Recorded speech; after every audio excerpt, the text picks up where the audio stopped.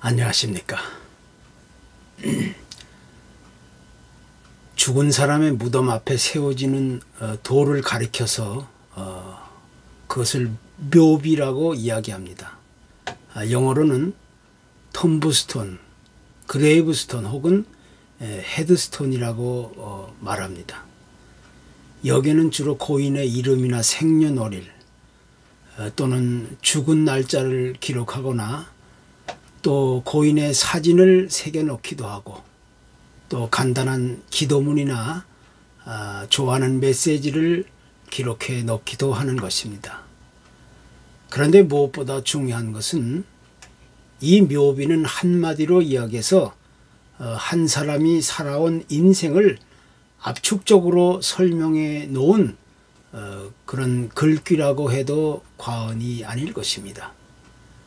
그리고 또 자신이 다른 사람들에게 어떻게 기억되고 싶은지를 그 소원을 담기도 하는 것입니다. 한 예로 유명한 극작가였던 버나드 쇼는 이런 글귀를 자신의 그 묘비에 새겨 넣었습니다. 오래 버티고 살다 보면 이렇게 될 줄 알았다. 그러니까 평소에 재치와 유머가 넘쳤던 사람으로서 시간이 남아돌 듯하며 막 살아가다 보면 그 끝은 곧 죽음이 온다는 이야기입니다. 그러니 잘 살아라라는 그런 의미로서 그런 글귀를 기록해 놓은 것입니다. 또 한국의 태조 왕건이라는 사람은 인생이란 원래 그렇게 덧없는 것이다.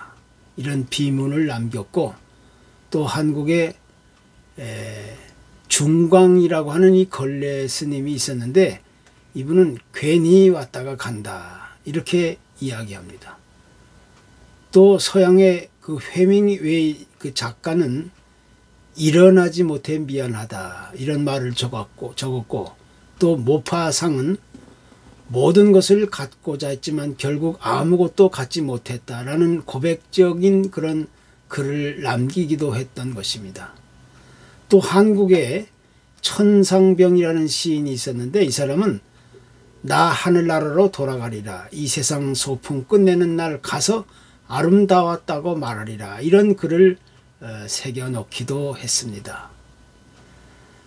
그래서 이런 이야기들을 종합적으로 살펴보면 전부 자기 자신이 지내온 삶을 대부분 후회하는 내용들로 적혀 있다는 사실을 우리가 찾을 수 있게 되는 것입니다. 오래전 선교사 밀른이라는 분이 있었습니다. 이 사람은 그 남태평양의 뉴 헤브리스디스 제도라는 곳에서 그 원주민들을 상대로 오랫동안 복음 사역을 하며 살았던 사람이었습니다. 그런데 이 사람이 세상을 떠나게 되었을 때 그곳에 있는 원주민들이 그의 묘지를 그 마을 한가운데 만들어 놓고 그의 묘비에 이런 글귀를 새겨 넣었습니다. 그가 왔을 때는 빛이 없었는데 그가 떠났을 때는 어둠이 없었다. 참으로 우리가 두고두고 잊지 못할 아름다운 묘비라고 이야기할 수 있게 되는 것입니다. 그런데 만약에 예수 그리스도의 무덤이 있었다고 가정한다면 많은 사람들은 그 묘비에 이렇게 적어 넣었을 것이 분명해 보입니다. 빛이 어둠에 빛이 돼 어둠이 깨닫지 못하더니 참빛 곧 세상에 와서 각 사람에게 비추는 빛이 있었나니 그 빛은 곧 예수 그리스도다. 이런 글귀를 새겨 넣을 것입니다. 그래서 우리는 이제 이런 모습들을 한 번쯤 상상해 보면서 우리 각자가 지금 현재 살아가고 있는 내 자신의 삶의 자세와 태도를 다시 한번 유심히 되돌아볼 필요가 있다고 생각하게 되는 것입니다. 우리가 다 잘 아는 대로 예수 그리스도는 십자가에 처형당하시고 죽으셨다가 3일 만에 다시 살아나심으로써 우리 그리스도인들에게는 영원한 생명이 있다는 사실을 직접 확인시켜 주시면서 그 영광스러운 부활의 아침을 안겨주게 되었습니다. 그런데 주님은 죽음에서 부활하신 이후에 어디론가 사라진 것이 아니라 이 땅에서 40일 동안을 머물러 계시면서 제자들이 보고 있는 눈앞에서 마지막에 하늘로 올라가셨던 것입니다. 그 40일간의 예수님의 행적을 찾아보게 되면 주님은 하늘로 올라가시기 전까지 여러 사람들을 만나셨습니다. 그 가운데는 많은 여인들 앞에서 보여주셨고, 또 베드로와 또 다른 제자들 앞에서 보이셨고, 또 500여 형제들이 있는 곳에서 나타나 보여주셨고, 그런데 이보다 더 중요한 사실은 부활하신 주님의 모습을 만나본 사람들마다 전부 그들의 삶이 새로운 영적인 신앙의 모습으로 변화되어 갔다는 데 있는 것입니다. 그래서 우리는 예수 그리스도의 부활의 아침, 그 이후에 일어났던 일들을 유심히 살펴보아야 할 필요를 요구받게 되는 것입니다. 다시 이야기한다면 부활의 아침 그 이후에 주님을 만나본 사람들마다 그들의 삶과 신앙, 그들의 인생은 예상을 뛰어넘을 정도로 완전하게 바뀌어가게 되었다는 사실을 우리는 쉽게 찾아볼 수 있게 되는 것입니다. 부활의 아침 그 이후에 제일 먼저 주님을 만났던 사람은 다름 아닌 막달라 마리아라는 여인이었습니다. 우리가 잘 아는 대로 당시 유대인 사회에 있어서는 여성들의 지위는 참으로 보잘것없는 처지였습니다. 예를 든다면 사람의 숫자를 셀 때는 그 수에 여자는 포함시키지 않았습니다. 또 아이들도 마찬가지로 숫자에 넣지 않았습니다. 그 한 예로 주님께서 그 보리떡 5개와 물고기 2마리로 기적을 일으켰을 때 그 떡을 먹은 사람들이 5,000명이라고 기록하고 있는데, 여기에는 여자들과 아이들의 숫자가 제외된 그 숫자입니다. 그러니까 여자들이나 아이들까지 합한다면 참으로 그 숫자는 엄청난 수의 사람들이었을 것입니다. 이렇게 당시 사회적인 문화나 관습이 여성들에게는 아무런 관심이나 시선이 없었음에도 불구하고 주님은 당시 많은 여성들을 만나 주셨다는 사실을 우리가 확인할 수 있게 되는 겁니다. 특히 주님을 제일 먼저 만났던 이 막달라 마리아라는 여인은 과거에 어두운 그런 과거를, 개인적인 문제를 가지고 있던 여인이었습니다. 아주 심각한, 아주 고질적인 정신질환을 앓고 있었던 여인이었는데, 이분이 일찍이 주님을 만나서 그 불치병을 나음을 얻게 되었던 겁니다. 또 막달라 마리아는 주님이 십자가에 처형당하시는 그 순간에도 그 십자가 처형 장소 밑에 와 있었던 여인이었습니다. 그러니까 주님과 이 마리아와의 관계는 참으로 뗄 수 없는 친밀하고도 돈독한 그런 사이였다는 사실을 우리가 분명하게 확인해 볼 수가 있는 겁니다. 그래서 부활의 아침이 찾아왔을 때 제일 먼저 막달라 마리아가 무덤을 찾아오게 되었던 것이고, 바로 그때 주님은 그 여인을 제일 먼저 만나 주셨던 겁니다. 그리고 마리아는 제일 먼저 주님의 부활의 소식을 제자들에게 알릴 수 있었던 그 영광스러운 장본인이 되었던 것입니다. 다른 모든 제자들은 주님께서 십자가의 처형 사건이 있었을 때 전부 무서워하며 두려워하며 불안과 공포에 떨면서 주님을 버리고 뿔뿔이 도망쳤습니다. 그러나 마리아는 결코 주님을 떠나지 않았습니다. 그녀는 주님의 시신이 안치되어 있는 무덤을 잊지 못하고 걱정하면서 안식일이 지나자마자 이른 새벽에 곧장 무덤으로 달려가게 되었던 것입니다. 그래서 막달라 마리아가 이렇게까지 할 수 있었던 가장 큰 원인은, 그것은 곧 주님에 대한 변함없는 진실한 믿음과 사랑이 있었다는 사실을 우리가 보게 되는 것입니다. 인간적인 지식이나 어떤 경험이나 논리로는 그 누구도 이해하거나 이뤄낼 수 없는 것들을 이 주님께 대한 진실한 믿음과 사랑이 있었기 때문에 그 막달라 마리아는 모든 것을 참고 인내하고 극복하고 이겨낼 수 있었던 것입니다. 주님께 대한 이 진실한 믿음과 사랑이 그 모든 것을 가능하게 만들 수 있었던 겁니다. 이것이 부활의 아침 그 이후의 사건이 되었던 것입니다. 또 그 다음으로 부활의 아침 그 이후에 있었던 일로 베드로나 또 다른 제자들을 만나 주셨던 그런 사건을 우리가 기억하게 됩니다. 그때 예루살렘에서 조금 떨어진 엠마오라고 하는 그런 동네가 있었는데 한 두 제자가 그곳으로 가고 있었을 때 제자들이 그들을 만나 주셨습니다. 처음에 그 제자들은 아무것도 모른 채 자기들 앞에 나타난 이 주님을 알아보지 못했지만 나중에서야 그분이 바로 주님이라는 사실을 깨닫고 주님이 부활하셨다는 사실을 이제부터 믿게 되었던 겁니다. 특별히 이 도마와 같은 제자는 처음에 주님이 부활했다는 그런 이야기를 듣고도 믿을 수 없는 일이라고 완강하게 부인하다가 결국 주님이 그들의 눈앞에 다시 나타나게 되었을 때 비로소 자신의 의심했던 모습이나 어리석음을 깨닫고 주님이야말로 진정한 나의 주님이시고 나의 하나님이라는 사실을 고백하게 되었던 것입니다.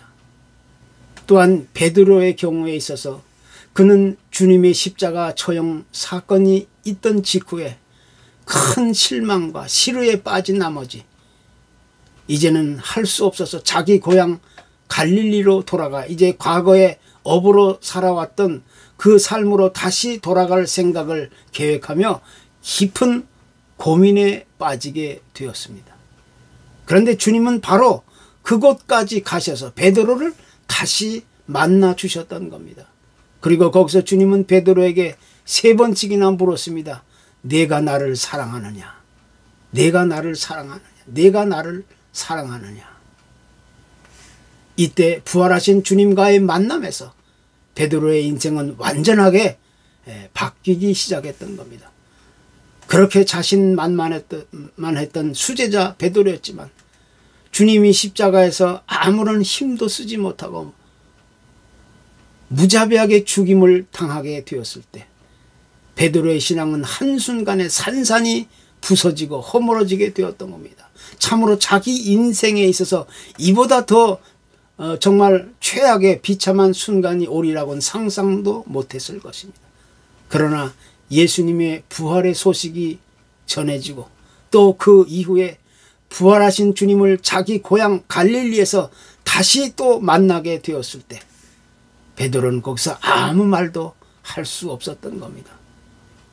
그는 이제 거기서 지나간 사건들을 뒤돌아보면서 주님이야말로 진정으로 살아계신 그리스도라는 사실을 깨닫게 되었습니다. 그리고 그 이후부터 그는 이제 새로운 결심과 각오를 가지고 십자가에 거꾸려 매달려 순교당할 때까지 오직 그리스도의 부활의 메신저로서의 사명을 감당할 수 있었던 겁니다. 베드로의 신앙이 이렇게까지 바뀔 수 있게 된 가장 큰 원인과 이유는 그것은 곧 부활의 아침 그 이후에 일어났던 놀라운 사건 때문이라는 사실을 우리는 쉽게 찾아볼 수가 있게 된 겁니다. 이 주님의 부활의 사건은 단순하게 어떤 놀라운 기적적인 사건만으로 끝난 것이 결코 아닙니다. 우리가 믿고 신뢰하고 기대하고 의지하는 믿음의 핵심적인 내용이 과연 무엇인가를 분명하게 보여주고 있는 역사적인 사실이라는 사실을 성경은 우리에게 레슨해주고 있는 것입니다. 그래서 우리는 1년에 단 한 주일만 그렇게 기념으로 부활주의를 보내는 것이 아니라 우리의 믿음이 다하는 그날까지, 우리의 생명이 다하는 그날까지, 아니 영원토록 매일매일 순간순간 주님의 부활을 내 가슴에 깊이 새기며 살아갈 수 있어야 하는 것입니다. 그것이 부활의 아침 그 이후에 우리가 만들어가야 할 삶의 구체적인 내용이라고 우리는 이야기할 수가 있는 것입니다.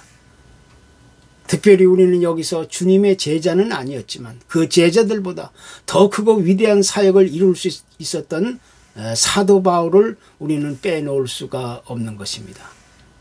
당시 사도 바울이 누리고 있었던 사회적인 명성, 세상적인 평가와 그 위치는 참으로 대단한 인물이었던 것입니다. 그의 출신 배경에서부터 시작하여 그의 교육 수준이나 정치적인 지위, 또 그의 장래에 대한 화려한 기대와 꿈은 그 누구도 감히 따라갈 수 없는 참으로 높은 위치에 놓여 있었던 사람이었습니다. 그런 그가 예수 믿는 사람들을 증오하면서 주님이 부활하셨다는 이야기를 전하는 자들을 전부 붙잡아 들이기 위해 혈안이 되어 있을 때 어느 날 갑자기 다메섹이라는 곳으로 가는 도중에 상상을 뛰어넘어 부활하신 주님을 그곳에서 만나게 되는 사건이 있었습니다. 이것은 그 누구도 감히 상상하거나 기대할 수 없었던 아주 기막힌 사건이 되었던 겁니다. 바로 그때 사도 바울은 길에서 부활하신 주님을 만나고 나면서부터 비로소 완전한 그런 변화의 삶을 이루어가게 되었던 겁니다. 이미 죽었던 사람이 인간의 기본적인 상식과 지식과 논리와 경험을 뛰어넘어 다시 살아나셨다는 사실은 그 무엇으로도 달리 이해하거나 해석할 방법이 전혀 없는 것입니다. 그렇기 때문에 이렇게 그리스도인들을 미워하며 잡아 죽이려고 달려드는 사도 바울을 주님이 만나 주시게 되었을 때 그는 변화되지 않을 수 없었던 것입니다. 이것이야말로 부활의 아침 그 이후에 벌어졌던 놀라운 사건임을 우리는 다시 여기서 강조하지 않을 수 없게 되는 것입니다. 지금 현재 우리가 가지고 있는 신약 성경에 그리스도에 대한 메시지의 내용은 대부분 많은 부분에서 사도 바울을 통해서 기록되었고 또 그를 통해서 전해지게 되었던 것입니다. 만약에 그리스도의 부활의 사건이 단순한 신비한 그런 기적적인 사건만으로 끝이 났다면 오늘날 우리가 믿고 있는 신앙의 내용은 핵심이 빠져있는 허구에 불과하신 알맹이가 없는 빈 껍데기였을 것이 분명합니다. 그러나 주님은 죽음을 이기시고 부활하셨을 뿐만 아니라 지금도 살아계셔서 영으로서 우리와 함께 계시는 분임을 우리는 이 시간 다시 고백하지 않을 수 없는 것입니다. 이것이 우리가 마땅히 이루어가야 할 진정한 부활의 신앙인 것입니다. 유명한 화가 렘브란트라는 분을 우리는 잘 알 것입니다. 이분은 그런대로 남부럽지 않은 그런 풍요한 삶을 살아가던 분이었는데 오늘 갑자기 아내가 세상을 떠나게 되면서 깊은 실망과 시루에 빠지게 되었습니다. 바로 그때 그는 큰 절망과 낙심 속에서 방황하다가 성경을 읽고 기도하면서 사람은 죽어도 끝이 아니라는 사실을 뒤늦게 깨닫게 되었습니다. 바로 그때 그 깨달음으로 인해서 그려진 그림이 엠마오의 길 위에서라는 작품입니다. 그러니까 이분 역시 부활에 대한 분명한 그런 믿음이나 확신이 없이 절망하고 낙심하고 방황하다가 결국 부활의 주님을 다시 만나게 되면서부터 새로운 인생을 다시 시작할 수 있게 되었던 것입니다.